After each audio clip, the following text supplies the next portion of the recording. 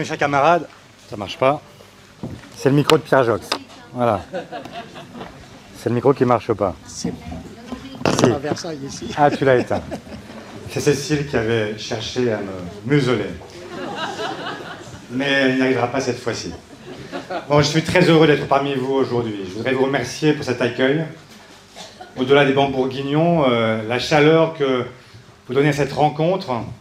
Et finalement, cette rencontre qui est celle d'une amitié qui s'est renouvelée pendant 50 éditions. Tout à l'heure, j'ai visité l'exposition de Michel Dubost, qui m'a montré quelles étaient les figures illustres qui m'avaient précédé depuis que Pierre Jox a initié ce rassemblement. Et c'est vrai que ça donne le vertige. Finalement, dans ce bourg, Jocelyne, où tu dis que vous n'êtes que 600, vous avez accueilli toutes les gloires de la gauche, et venir aujourd'hui, dans un moment qui n'est pas celui qui est le plus propice, certainement, parce que la gauche a connu le meilleur moment, mais sentir le souffle de ceux qui m'ont précédé, c'est aussi extrêmement régénérant. Et donc, de tout cela, je voulais vous remercier. Vous dire, au fond, qu'on parle beaucoup de ceux qui sont partis. En permanence, la presse, nos adversaires nous disent « Regardez ceux qui sont partis ». Et moi, je voulais vous parler de ceux qui sont restés. Vous parler de ceux qui, avec Cécile Untermaier, avec Jérôme Durin, avec Guillaume, avec Jocelyne, avec tous les élus que je ne peux pas citer, avec Emma Rafovitch, présidente du MJS, avec Pierre Jox, bien sûr, vous toutes et tous qui êtes restés, avec René, avec Ernest, avec, je ne veux pas écorcher de nom, avec Ginette. Bon, vous qui, du haut de vos 95, 94 ans, nous regardez et qui avez vécu toutes ces périodes, qui avez, au fond, accompagné dans vos premiers pas le Front Populaire, qui avez accompagné le temps de François Mitterrand et puis toute la gauche, et qui aujourd'hui regardez tout cela avec à la fois vos souvenirs émus, mais aussi la volonté de donner du souffle à ceux qui vous suivent, c'est pour nous une formidable leçon. Et le socialisme, c'est quoi? Sinon une longue chaîne humaine qui, depuis Jaurès, a permis à des femmes et à des hommes de se révéler dans un combat incessant pour la justice, contre les discriminations, contre les inégalités. C'est ça ce que nous portons. Et c'est à chaque fois que nous l'oublions, que nous perdons. Et donc, ce que je veux ici réaffirmer, cette volonté irrépressible de prolonger ce combat, de faire en sorte d'être toujours fidèle à ce qu'a été la gauche depuis plus d'un siècle. Dire que celles et ceux qui, aujourd'hui, sont dans l'inquiétude, dans la souffrance, qui voient l'horizon se noircir avec l'inflation, avec la guerre, avec le réchauffement climatique, leur dire que nous sommes à leur côté, que c'est notre place. Et si nous avons, nous, la chance de nous exprimer, c'est d'abord pour exprimer la parole de celles et ceux qui n'en ont plus. Et cette parole-là, elle n'est pas nouvelle.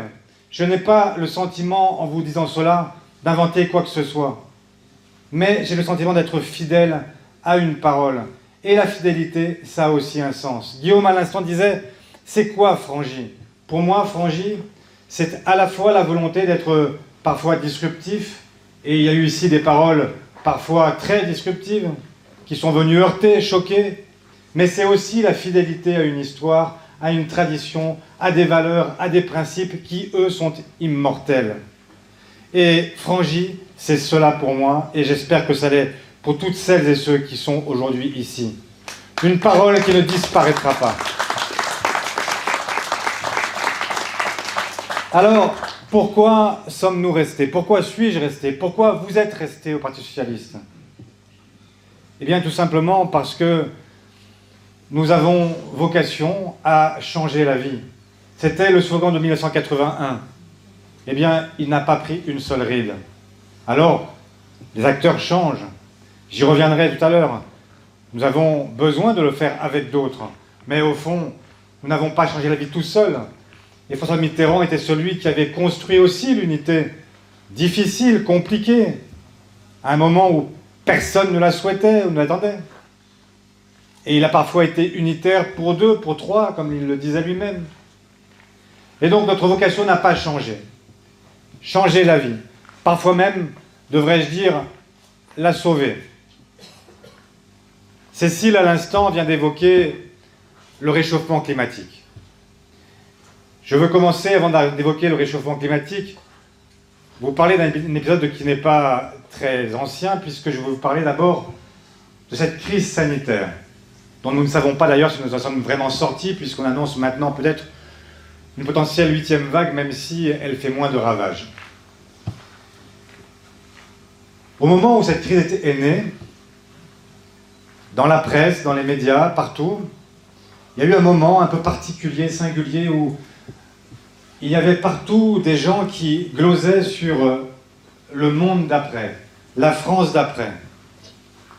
Même le président de la République s'était mis à parler lui aussi d'un monde d'après, évoquant même les jours heureux, ceux du Conseil national de la résistance. Et puis, tout s'est progressivement dissipé. Pour des raisons que je ne vais pas détailler ici, ce serait trop long, mais nous sommes revenus à nos habitudes.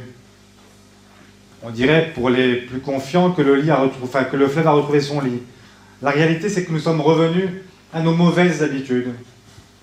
Et que tout ce qui était né dans cette période, ces réflexions sur le monde dans lequel nous vivons, sur les ruptures à engager, sur les inégalités à corriger, à commencer par celles qui frappent ses premiers de corvée, tout cela s'est progressivement évanoui.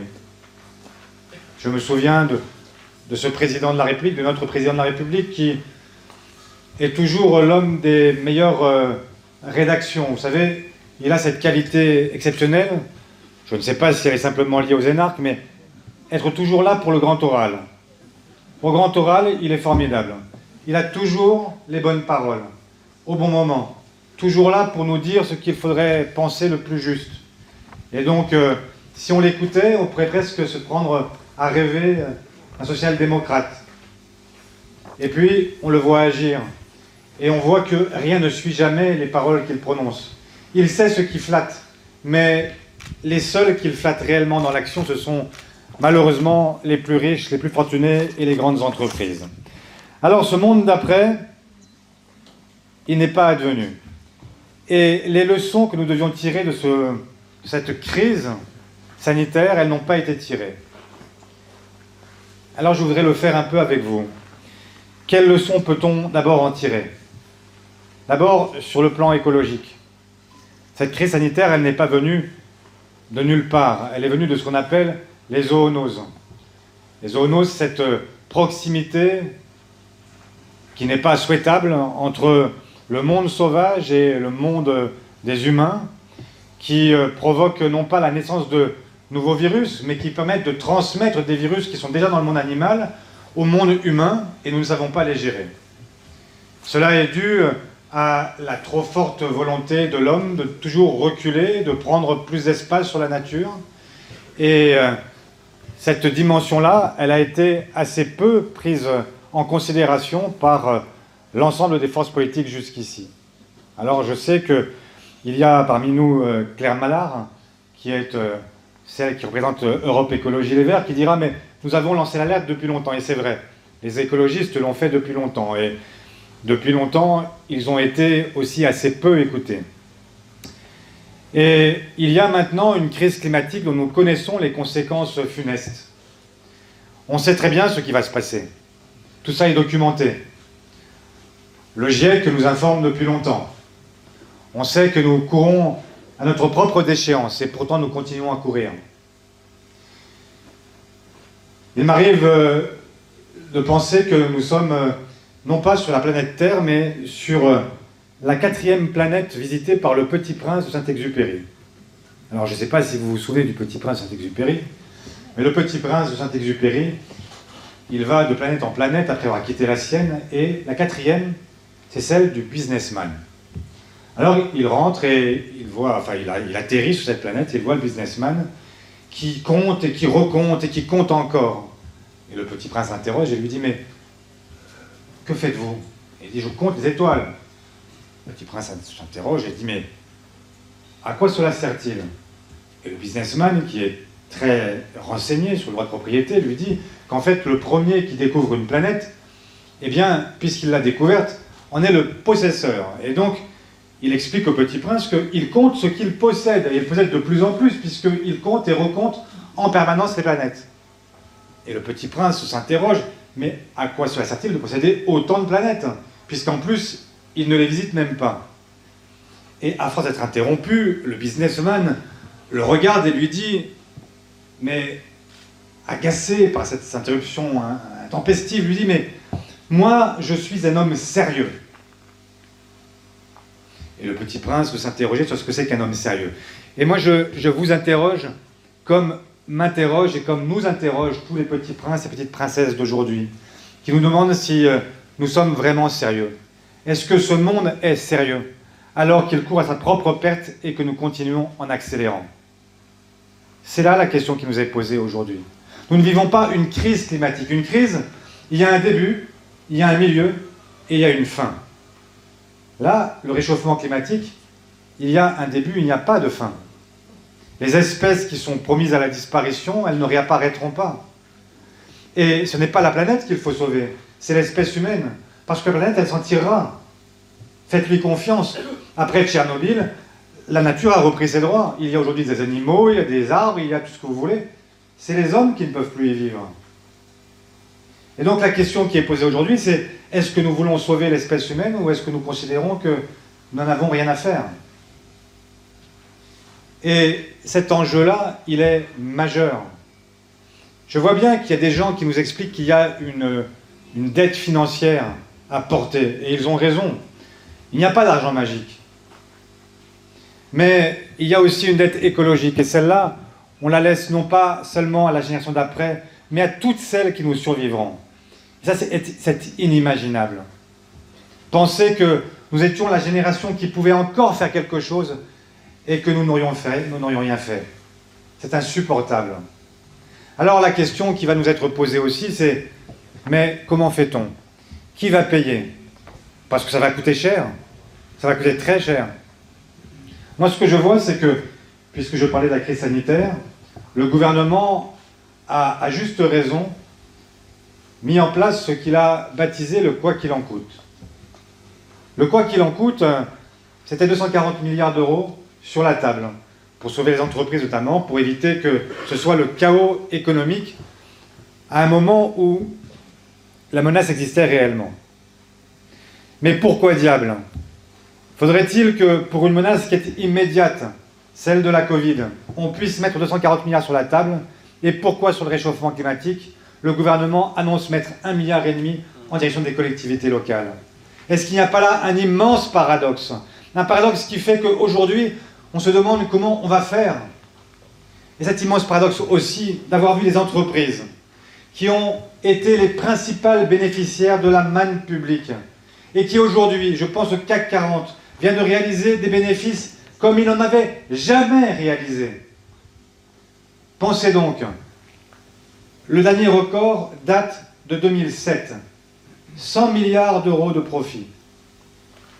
Dans l'année qui s'est écoulée, 174 milliards de profit.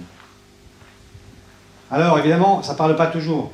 On se dit, j'ai jamais vu 1 milliard passer devant les yeux. Donc ça ressemble à quoi 174 milliards. Mais dites-vous par exemple que quand on dégèle le point d'indice un peu, 3,5 points, c'est 7 milliards pour tous les fonctionnaires de toutes les fonctions publiques. Voilà l'ordre d'idées auquel vous pouvez vous référer. Et donc, comment est-il possible, imaginable, qu'aujourd'hui on aille demander aux Françaises et aux Français, à ceux qui vivent dans les bourgs et les villages, qui n'ont pas d'autre choix que de prendre leur voiture pour pouvoir aller travailler, pour aller faire leurs courses, promener les enfants au judo, à la danse ou autre chose. Comment est-ce possible que ce soit toujours à eux que l'on demande de financer les grandes transitions et qu'aux grandes entreprises qui réalisent ces profits extraordinaires, on ne demande rien? Appelant à une forme de ruissellement que jamais personne n'a pu apercevoir. Ce n'est pas moi qui le dis, c'est un président d'un pays très libéral, les États-Unis, c'est Joe Biden qui dit le ruissellement, l'économie du ruissellement, ça n'a jamais existé nulle part. Et c'est vrai, ça n'a jamais existé, et nous n'avons jamais pu le constater. Et donc c'est la raison pour laquelle, au retour des vacances, j'ai proposé à l'ensemble des partis, des formations politiques qui composent la nouvelle Union populaire écologique et sociale de nous battre ensemble, puisque le gouvernement s'y refuse, de faire en sorte que nous puissions aller retrouver les Françaises et les Français et proposer un référendum d'initiative partagée qui nous est ouvert par la Constitution, même si ces modalités en sont très très compliquées et rendent l'exercice très difficile. Mais créer un rapport de force avec ce gouvernement, faire en sorte que nous puissions rejoindre l'Espagne, l'Italie, l'Allemagne, l'Angleterre, ces pays qui ont déjà choisi d'aller prendre l'argent où il est, comme disait autrefois Georges Marchais. Parce qu'il faut bien, à un moment, se poser des questions sur qui doit payer. Et faire en sorte que toutes ces grandes transitions puissent être assumées en étant socialement acceptables. Il est là l'enjeu, parce que tout le monde va vous dire qu'il est devenu écologiste. Mais beaucoup vous diront qu'ils sont écologistes en peau de lapin, ou plus égoïstes, enfin c'est bien le cas de le dire, en peau de lapin. Écologie de chasseur. Et donc, il faudra bien entendu se poser la question à chaque fois de rendre supportable, acceptable toutes ces dimensions. Je vous ai parlé du quoi qu'il en coûte, je vous ai parlé du chômage partiel, mais je voudrais y revenir encore un instant. Sur le chômage partiel, ça me fait penser à une polémique qui est née à une fête à laquelle j'ai participé la semaine passée, la fête de l'humanité, où Fabien Roussel a, dans une phrase que je considère comme malheureuse, opposé celles et ceux qui vivent des allocations et ceux qui vivent de leur travail. Je veux rappeler que le chômage partiel, ça a été l'occasion pour des millions de Françaises et de Français d'être soutenus par la solidarité nationale.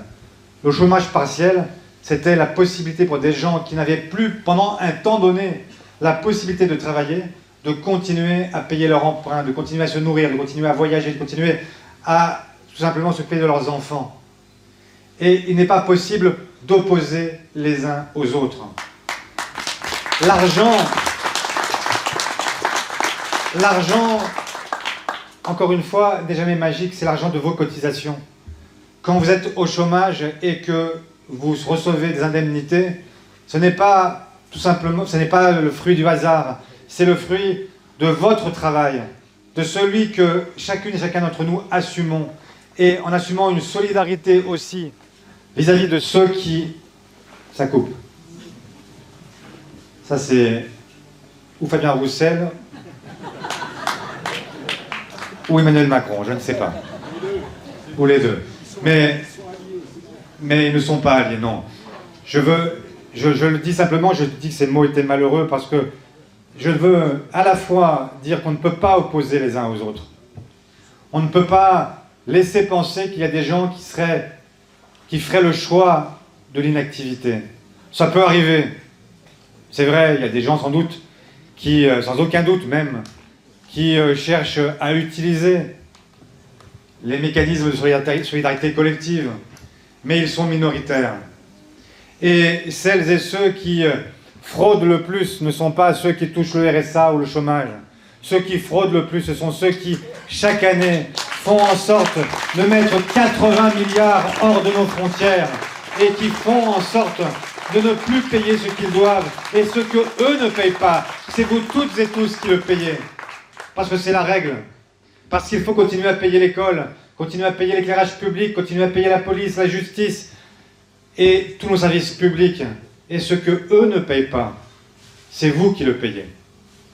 Alors, n'opposons pas les uns aux autres. Faisons en sorte, au contraire, de parler à toutes celles et ceux qui, je le sais, je l'entends, je suis dans une circonscription qui est une circonscription qu'on qualifie de périurbaine.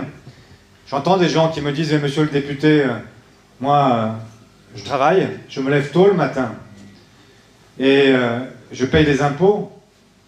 Mais je paye pour qui et pourquoi? Parce que, regardez, l'école, il n'y en a plus. La poste, elle est partie. Il n'y a plus de médecins. Il n'y a plus de services publics. Il n'y a plus rien. Et moi, je paye et je n'ai pas de retour. Alors, vous comprenez, j'ai choisi de voter pour ceux qui ne me donnent aucune assurance de ce retour, mais qui au moins me disent que je n'aurai plus à payer autant. Et souvent, la figure qui est convoquée, c'est celle de l'étranger qu'on assimile toujours à celui qu'on présente comme un assisté. Alors qu'est-ce qu'on leur répond à ces gens-là? Ben moi je leur réponds deux choses, ou un peu plus, deux ou trois choses que je voudrais vous livrer maintenant. La première, c'est de leur dire: ne vous trompez pas de combat. Vous avez raison. Moi aussi, je veux votre money back, comme aurait dit Margaret Thatcher. Vous contribuez, vous devez recevoir. Et vous devez avoir votre part du service public. Il n'est pas normal, effectivement, que les écoles ferment. Il n'est pas normal que la poste ferme. Il n'est pas normal que vous n'ayez accès à rien. C'est vrai. Mais battez-vous pour le bon combat. Faites en sorte que l'hôpital revienne à proximité de chez vous. Faites en sorte que ces économies de bout de chandelle ne soient plus, en fait, la raison à partir de laquelle on ferme tous ces services que vous aviez autrefois près de chez vous. Vous avez, vous aussi, droit, effectivement, à ces services. C'est le premier point. Le second, c'est que, vous avez raison, il faut non pas avoir cette espèce de discours solennel qu'on entend parfois à droite sur la valeur travail, mais il faut avoir un discours radical sur la valeur que l'on doit donner au travail. Ce qui n'est pas tout à fait la même chose. Il faut que le travail paye. C'est la première chose. Si vous voulez que le travail soit respecté, il faut qu'il soit rémunéré. Et il faut parler salaire à nouveau. On ne peut pas accepter qu'il y ait des gens aujourd'hui qui ne vivent même plus de leur travail, qui ne puissent même plus vivre de leur travail. Je pense à ces mères célibataires qui sont le matin dans les salles de classe avant que les enfants arrivent pour nettoyer les classes, qui sont dans les entreprises, qui nettoient le matin à 5 h et qui reviennent le soir à 19 h et qui n'ont même pas le SMIC, qui vivent de temps partiel et à qui on demande de s'esquinter la santé, qui laissent leurs enfants tout seuls. Et après, ce sont les mêmes enfants qu'on retrouve en difficulté à l'école, puis dans la rue, puis malheureusement parfois après le décrochage qu'on retrouve parmi celles et ceux qui décrochent et se laissent emmener sur des chemins de traverse. Alors, oui, d'abord, première chose, le travail doit payer. La deuxième, c'est que nous ne pouvons pas continuer à accepter que dans ce pays, eh bien, il n'y ait pas l'égalité entre les femmes et les hommes. Comment accepter que dans la République égalitaire que nous soutenons, on continue d'avoir des femmes qui, en moyenne, pour les mêmes fonctions, soient rémunérées 20% de moins que les hommes? La troisième chose, c'est que si on veut respecter le travail, il faut faire en sorte que tous les travailleurs puissent bénéficier des mêmes protections. Refuser ce qu'on appelle l'ubérisation. Il y a aujourd'hui des femmes, des hommes qui sont vos livreurs, qui viennent pour Amazon, qui viennent pour vous livrer vos repas à domicile. Ils sont en vélo, ils sont en scooter, ils sont en voiture, ils sont chauffeurs. Ils sont surtout précaires. Ce sont des gens à qui on a vendu une forme de rêve en leur disant: vous êtes votre propre patron. Extraordinaire. Être son propre patron sur son vélo, ça veut dire quoi? Ça veut dire que quand vous tombez, vous n'êtes pas en accident du travail. Ça veut dire que quand vous êtes en congé, vous n'êtes pas en congé payé.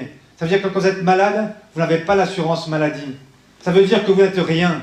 Vous êtes simplement un nouvel esclave, un tâcheron, comme dans les siècles passés, comme avant que la gauche et le mouvement ouvrier n'interviennent, comme avant que le Code du travail ne soit écrit, comme avant que la gauche ne permette justement de sortir tous ceux que l'on appelait les damnés de la terre. Eh bien, pour l'instant, parce qu'ils sont souvent d'origine étrangère, nous ne regardons pas, nous faisons comme si ça n'existait pas. Mais la vérité, faites attention, parce que ça commence par eux, mais ça viendra bientôt sur d'autres professions. Vous le voyez dans le BTP. Il y a déjà des économies de plateformes, avec des plateformes qui maintenant vous invitent à passer par elles pour pouvoir faire des travaux chez vous. Et puis vous aurez demain des plateformes pour les avocats. Et puis vous avez, vous qui nous regardez, journalistes, vous verrez que demain vous aurez aussi des plateformes qui naîtront et qui vous paieront à la tâche, parce que le travail peut être aussi émietté. il peut être aussi fragmenté, on peut aussi revenir en arrière. Il n'y a pas un sens à l'histoire qui serait inné. Et c'est la raison pour laquelle on ne peut pas abandonner la gauche, et nous ne pouvons pas abandonner les combats maintenant multiséculaires de la gauche. Parce qu'il y a toujours la possibilité d'une régression. Un jour, je rencontrais une dame sur un marché pendant les élections régionales qui me disait « Ah, bonjour monsieur député, je vous aime bien, bravo et merci pour le passé. » Je la regarde et je lui dis « Oui, ça a bien commencé, mais pourquoi pour le passé ?» Elle me dit « Pour le passé parce que, franchement, c'était bien ce que vous avez fait. » Et là, de me citer François Mitterrand, Pierre Joxe et tous les autres, de dire « C'était vraiment formidable. » Alors je dis, mais pourquoi vous arrêtez en si bon chemin?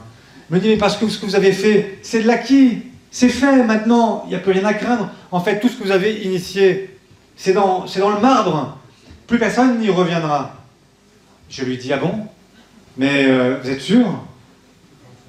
Parce que, en fait, moi je crois l'inverse, je crois qu'il y a des gens qui, même aujourd'hui, si je la retrouve sur un marché la prochaine fois, je lui dirais, regardez ce président qui n'a même pas de majorité absolue, mais qui se prépare à gouverner avec toutes les droites. Que propose-t-il? Sur l'assurance chômage, restreindre encore les droits des chômeurs, récupérer 1,5 milliard par an sur ceux qui sont les plus précaires, les intermittents, les permittents, ces jeunes qui sont ceux qui ont souvent le plus de mal à accumuler des droits, ces femmes qui sont justement, ce que je disais à l'instant, ces femmes qui sont aussi souvent les plus précaires parce qu'elles ont le moins de possibilités pour pouvoir à la fois vivre leur vie de mère et en même temps leur vie de salarié. Et puis, ça ne s'arrête pas là. On croyait avoir compris qu'il était... Enfin, Emmanuel Macron, c'est en fonction du vent. Donc quand il sent que le vent souffle à gauche, eh bien, il dit « Oh bon, sur les retraites, on verra plus tard ». Et puis quand il sent qu'il a à nouveau des points d'appui à droite, alors là, il avance. Et que nous dit-il maintenant? Qu'il pourrait même profiter de la prochaine session budgétaire pour reculer l'âge légal de départ à la retraite à 65 ans. Alors 65 ans, il y a des gens qui diront « Mais finalement, moi qui suis cadre supérieur, de toute façon, je partirai à 65 ans ou même plus, parce que j'ai commencé la vie active très tard. » Très bien pour vous, et tant mieux. Ça prouve que vous avez réussi votre vie professionnelle, vous avez gagné de l'argent, etc. Mais moi, ce n'est pas de cela dont je parle.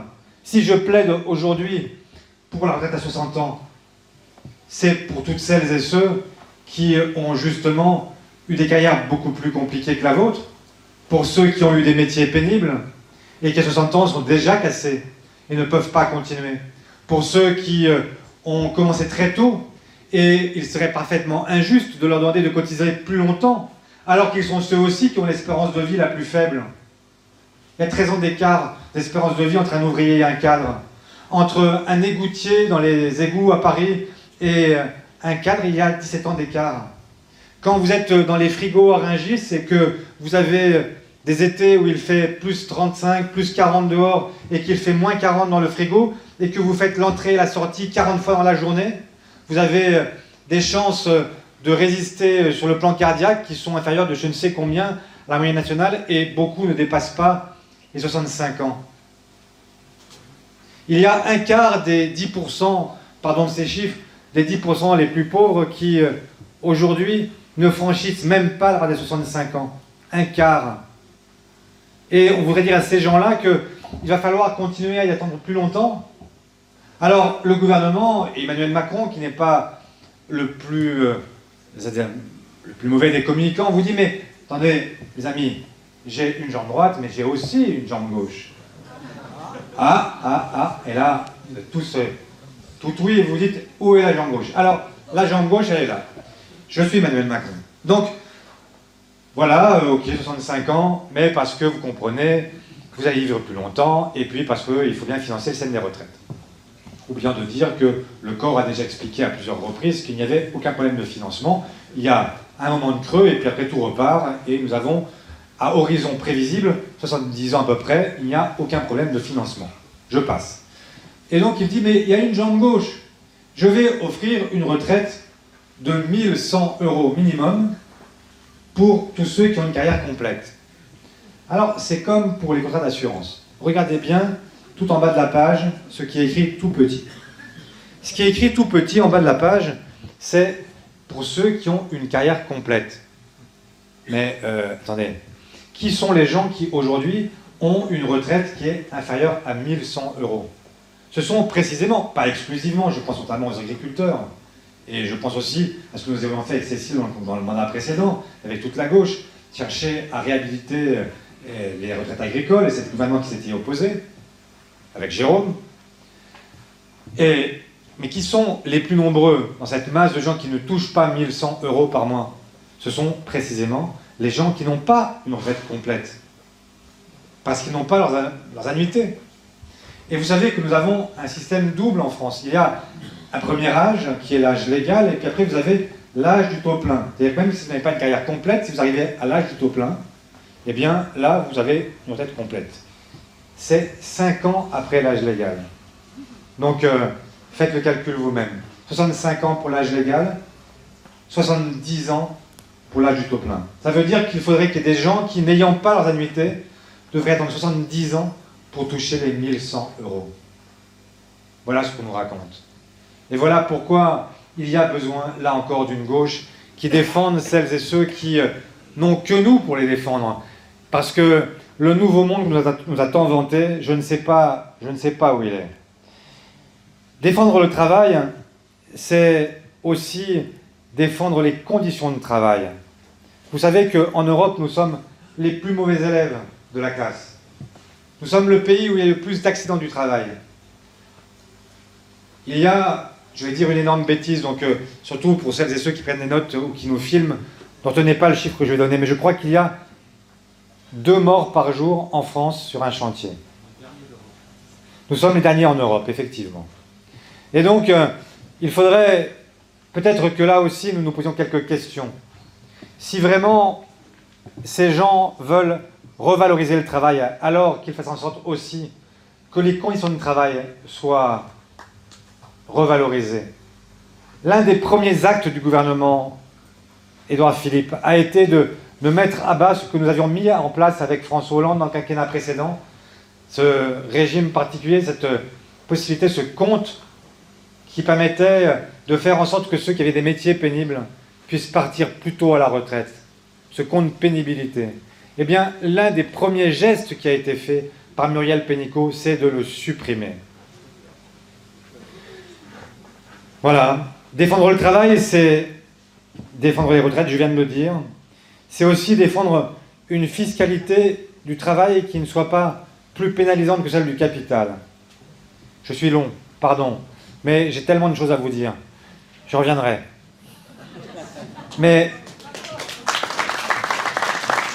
défendre une fiscalité qui nous soit, là aussi, c'est incroyable, mais je ne sais pas si chacun d'entre vous a mesuré le fait que depuis le début du quinquennat précédent, désormais, quand vous êtes actionnaire, que vous vivez de vos rentes, de vos dividendes, eh bien, vous êtes désormais moins imposé que quelqu'un qui rentre dans l'impôt sur le revenu.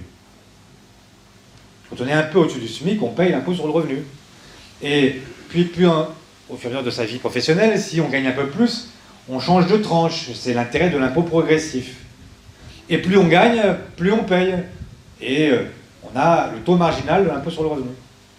Eh bien, ils ont inventé quelque chose d'extraordinaire qui s'appelle le PFUE, qu'on appelle plus trivialement la flat tax, qui permet en fait que même au premier centime de dividende, que vous ayez gagné avec vos actions 100 € dans l'année ou 1 milliard, vous êtes exactement au même taux. Et ce taux, il est inférieur à celui que vous avez quand vous rentrez dans l'impôt sur le revenu.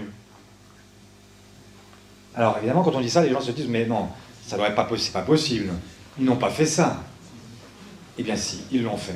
Ils l'ont fait, et comme c'est difficile à expliquer, et comme on ne peut pas tenir, enfin il faudrait des milliers de réunions encore, je compte sur vous maintenant pour le répéter de place en place, de déjeuner, de dîner en dîner, de famille en famille, de dire oui, en France, aujourd'hui, il vaut mieux être rentier qu'être salarié. Qu'on est moins imposé. Eh bien, la gauche Sa vocation, c'est de faire en sorte, non pas de spolier qui que ce soit.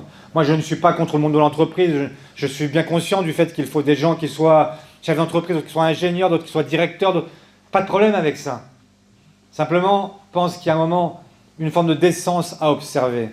Et que quand vous avez des gens qui sont payés 300 fois, 400 fois plus, 500 fois plus que celui qui est en bas de l'échelle salariale, alors il y a un moment où effectivement, ça n'est plus possible, ça n'est plus décent. Et c'est ce que nous défendons.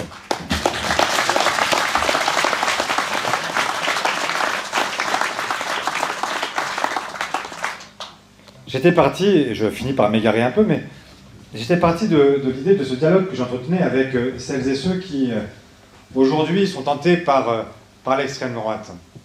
Et donc, j'ai parlé service public, financement du service public, j'ai parlé du travail qu'il faut défendre, et je pense aussi que nous avons raté un débat. Il y a un débat que nous n'avons pas mené, et pour lequel nous avons laissé un immense vide à tort. Moi, je suis pour que nous reprenions ce débat qui avait été introduit par Nicolas Sarkozy.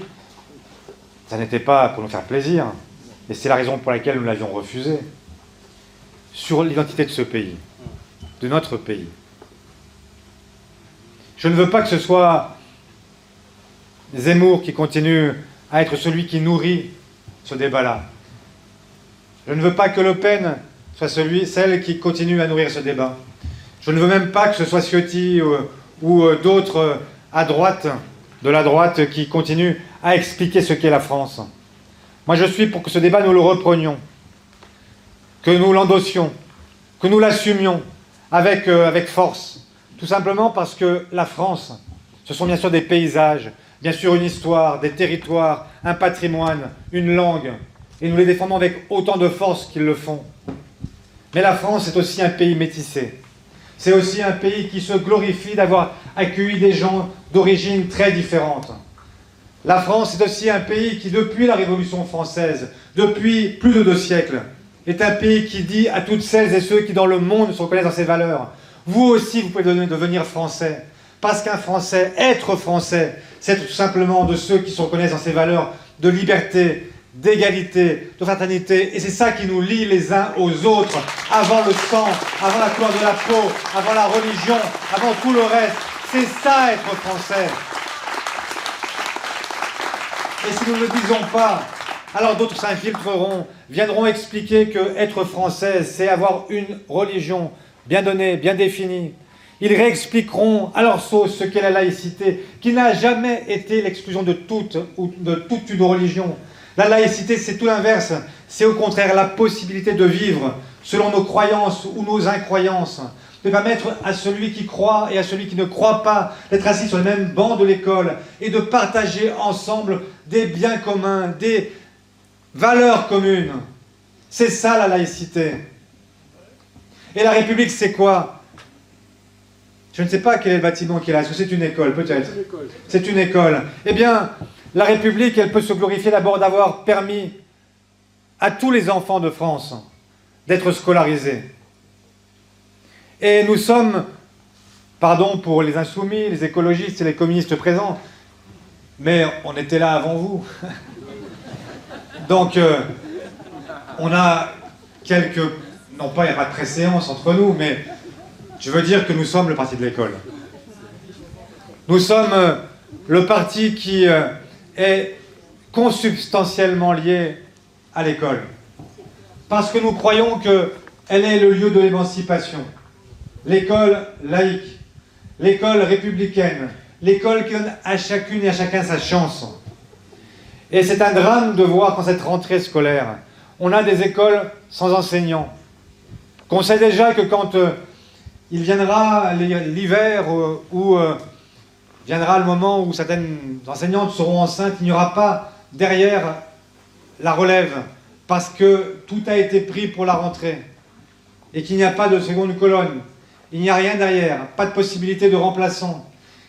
Terrible de voir aussi tous ces enfants que l'on souhaiterait voir inclus dans l'école républicaine parce qu'ils souffrent d'un handicap et qui n'ont pas ces hommes ou ces femmes, souvent ces femmes, qui sont là pour les accompagner parce qu'ils n'ont pas été recrutés ni formés.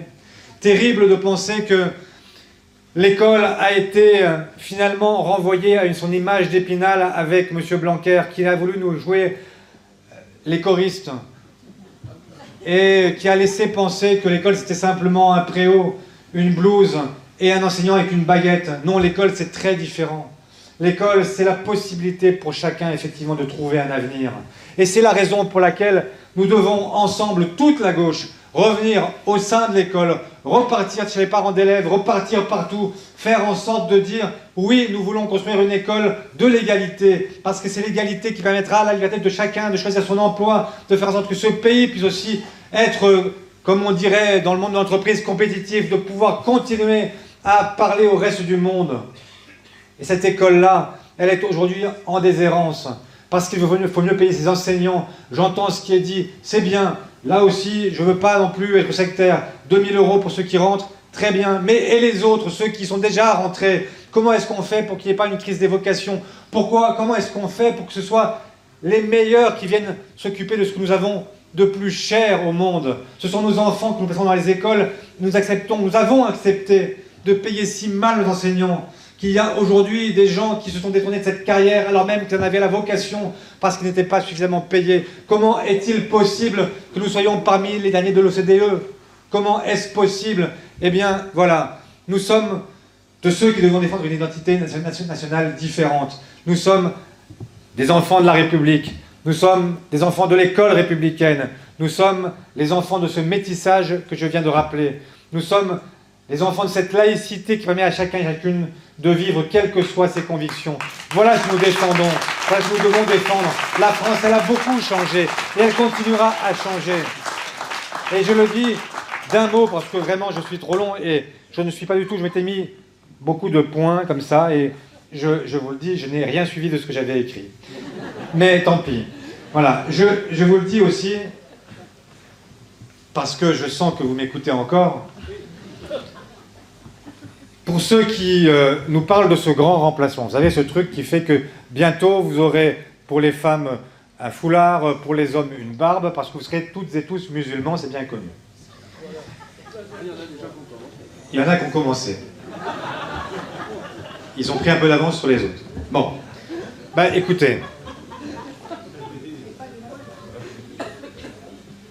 la réalité, c'est qu'il n'y a nul grand remplacement, bien entendu, mais surtout, il y a un sujet migratoire qui existe.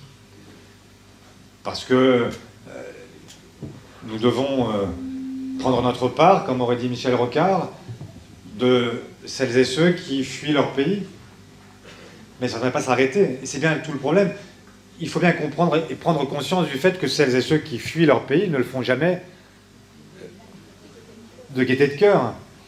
Bien sûr que tous avaient entendu parler du poulet de Bresse et que tous voulaient venir parmi vous parce qu'ils savent la qualité de vie ici, mais beaucoup, même si on y vit peut-être moins bien, qu'il y a moins de richesse, beaucoup auraient aimé garder leur village, rester avec leurs traditions, pouvoir vivre avec leurs aînés, pouvoir vivre à l'endroit où ils ont leurs racines. Pourquoi est-ce qu'un jour on prend la route? Pourquoi est-ce qu'on prend un bateau? Pourquoi est-ce qu'on prend au péril de sa vie le chemin de l'exil? Si ce n'est que parce qu'on fuit quelque chose. On fuit quoi? On fuit la guerre.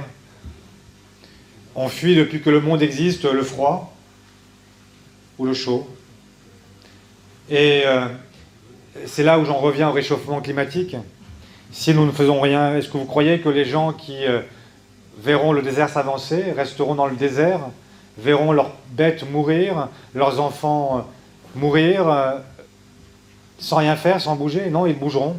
D'abord, les premiers mouvements migratoires toucheront l'Afrique elle-même. Et puis, une fois qu'ils auront entamé des guerres entre pays voisins, parce qu'il y aura une bataille pour qui garde tel ou tel espace, eh bien, d'autres partiront plus loin, fuiront la guerre et fuiront la famine. Et ils viendront chez nous. Et ils auront raison parce qu'au fond, c'est le réflexe de n'importe quel être humain. Fuir le danger, mettre à l'abri les siens.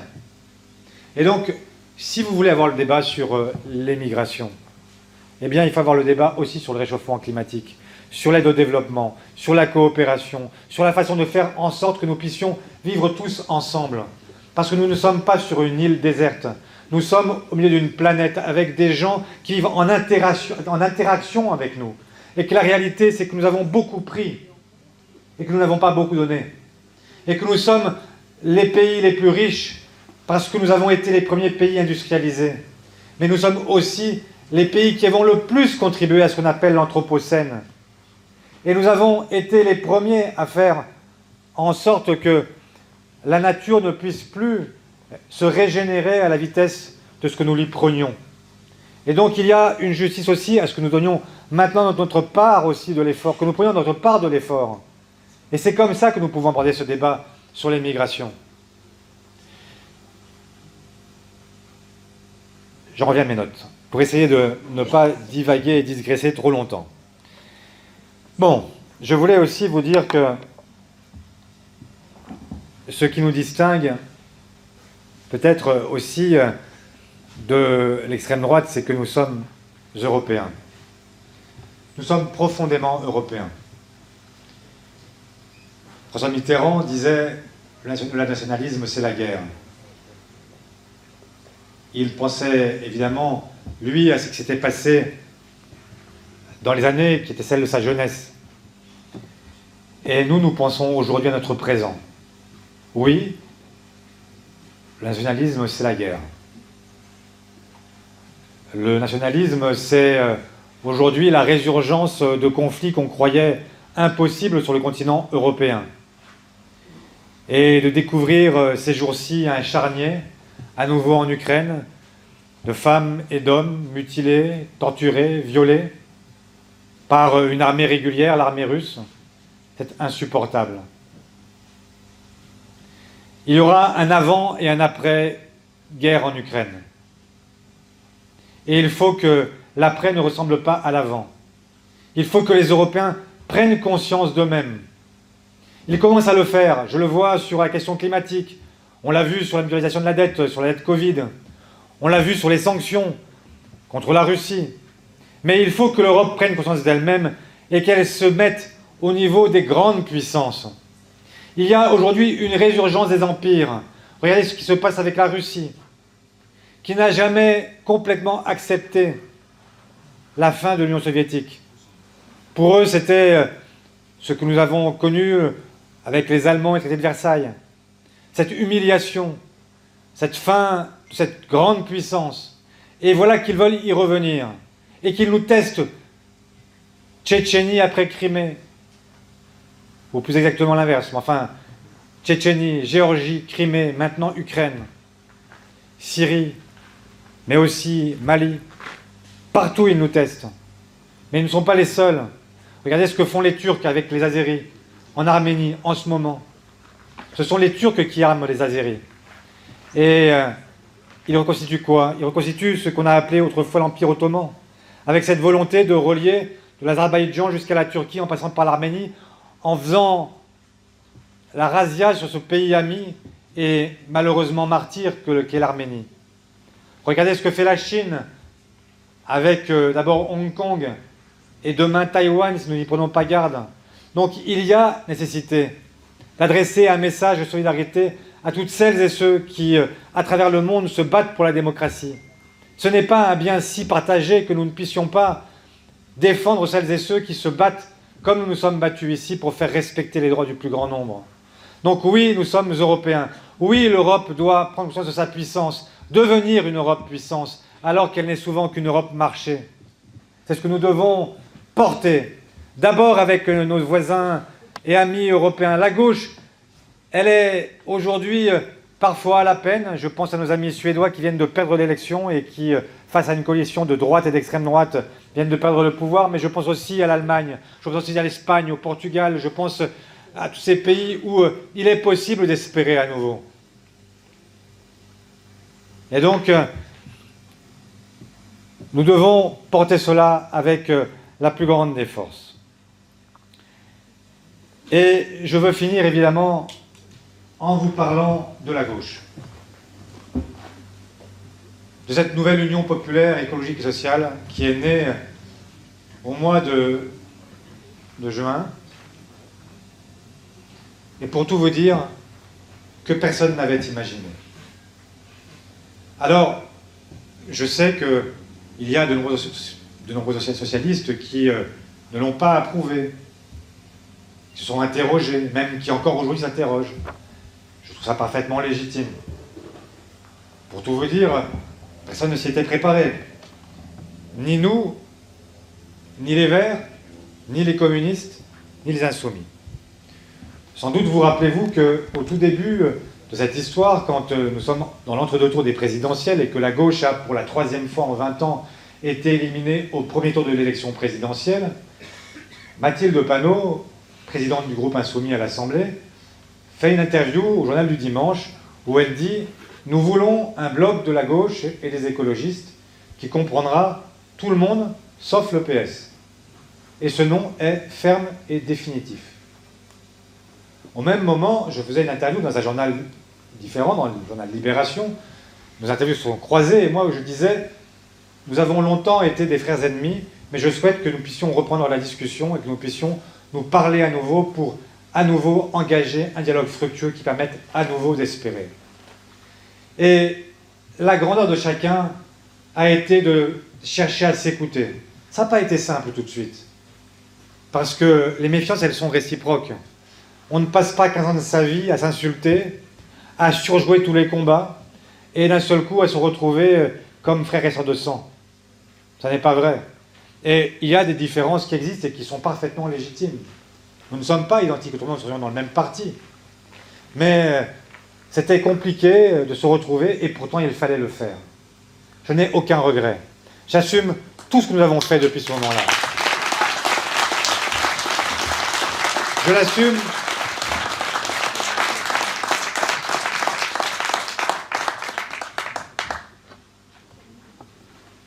Je reviens.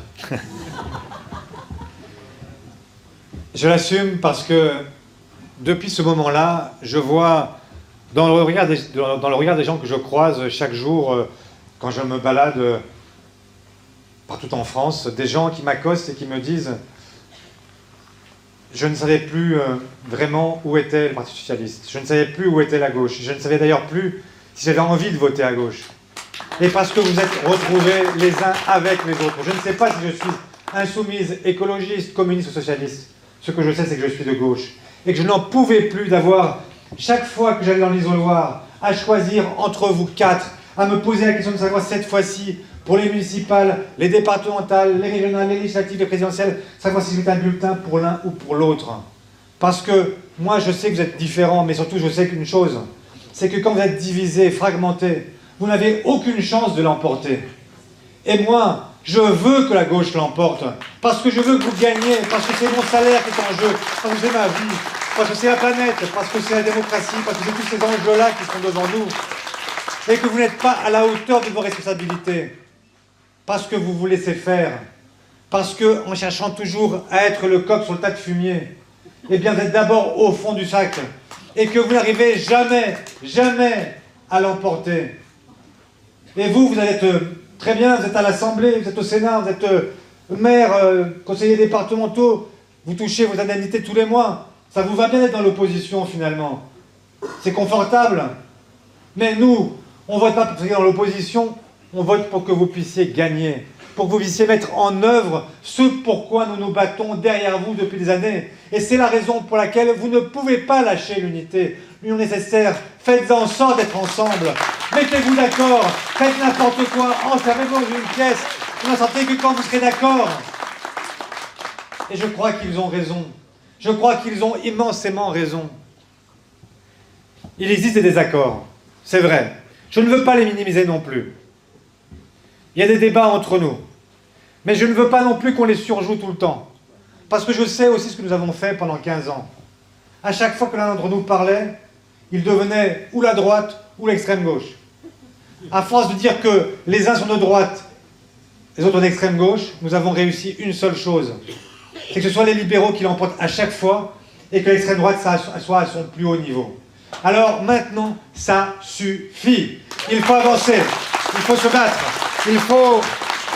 Nous avons une responsabilité immense. Oui, je le dis immense. Dans 5 ans, cela fera 10 ans qu'Emmanuel Macron est au pouvoir. 10 ans. Il aura, entre-temps, détruit une partie du modèle social.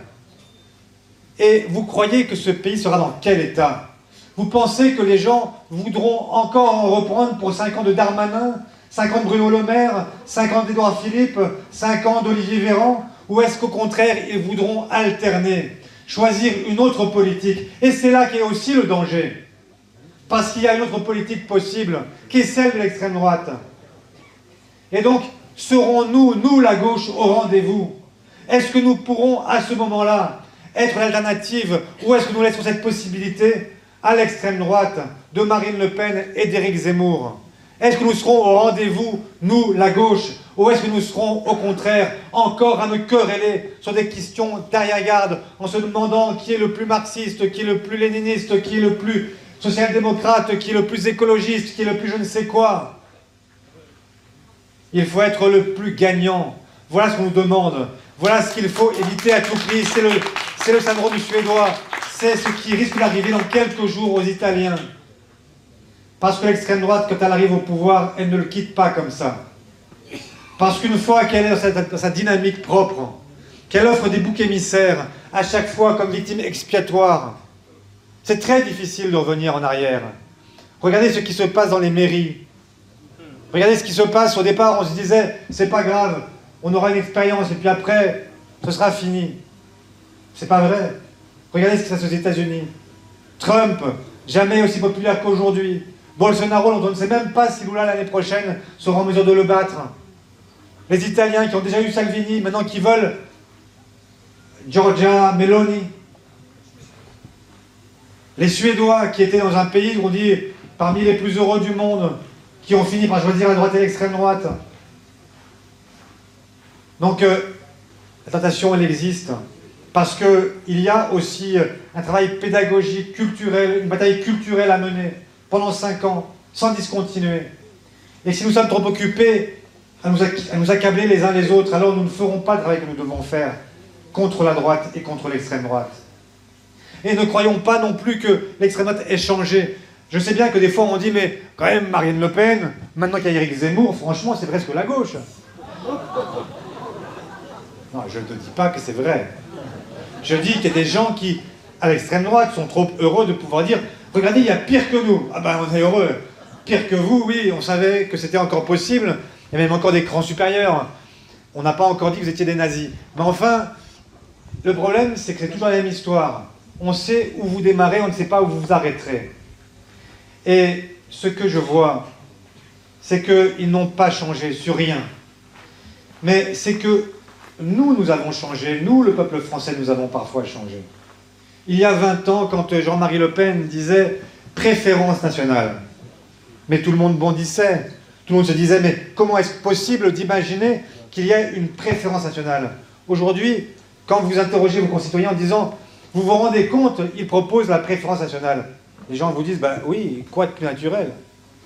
Parce que nous avons perdu cette défense immunitaire, nous avons perdu l'esprit républicain, nous avons perdu cette idée que dans un pays comme le nôtre, on ne peut pas distinguer les gens en fonction de leurs origines, en fonction de ce que la naissance leur donnait.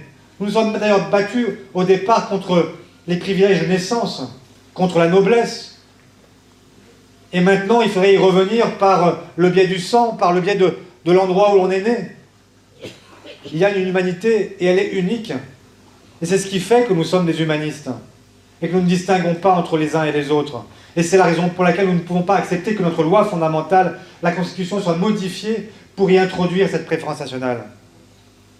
Mais écoutez ce que dit Éric Zemmour cette semaine, la semaine passée, le week-end dernier, où il faisait sa propre rentrée au soleil du Var, où il disait « Vous vous rendez compte que dans les classes à l'école, il y a une propagande antiraciste. » Non mais c'est juste incroyable de dire une propagande antiraciste.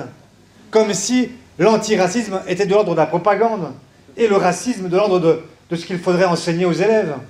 C'est quand même de la folie pure. Et nous voudrions laisser ces gens-là gouverner.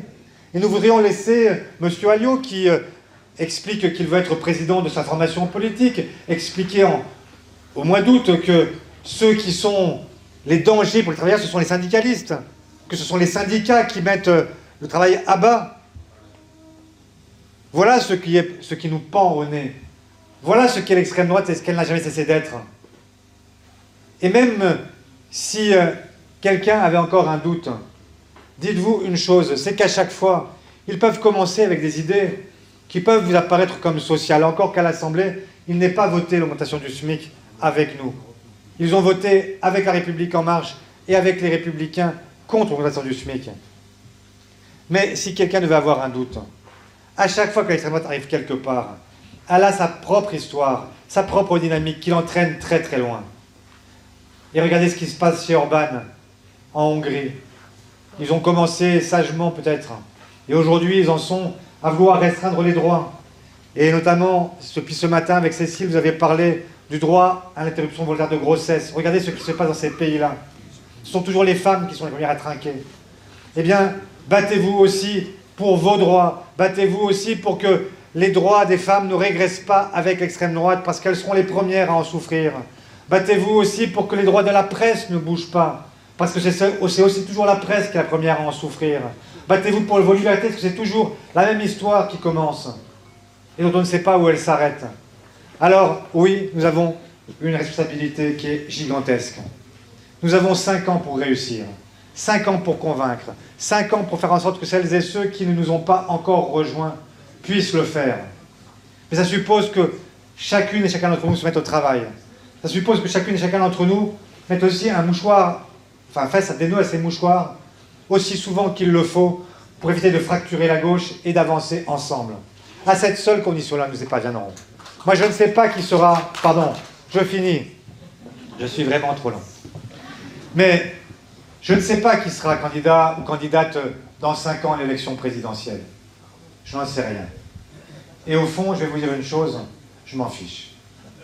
La seule chose qui m'importe, c'est que nous choisissions dans 5 ans celui ou celle qui, parmi nous, permettra de nous emmener tous ensemble vers la victoire, qui soit capable de parler à toutes et à tous de la même façon, qui pourra parler à chacune et à chacun comme si c'était l'un des siens, qui ne fera pas de distinction entre les uns et les autres, qui acceptera le débat à chaque instant avec les uns et les autres, qui les considérera pour ce qu'ils sont, qui les accompagnera à chaque fois que c'est nécessaire, et qui pourra aussi élargir notre emprise, faire en sorte que nous puissions parler à d'autres que celles et ceux qui nous ont déjà rejoints. Alors celui-là ou celle-là sera le nôtre. Et nous le reconnaîtrons d'ailleurs à cela. C'est qu'il aura construit ce chemin-là. Alors, chers amis, chers camarades, je n'ai qu'une chose à vous dire. Merci pour ce que vous avez accompagné, pour ce que vous avez fait. Merci pour avoir soutenu cette nouvelle union populaire, écologique et sociale. Merci d'être resté quand d'autres partaient. Merci d'avoir fait vivre ce Parti socialiste auquel je tiens tant. Et merci maintenant de nous accompagner et de nous aider pour ce chemin que je crois victorieux. Alors, vive Frangy, vive la gauche, vive la République et vive la France.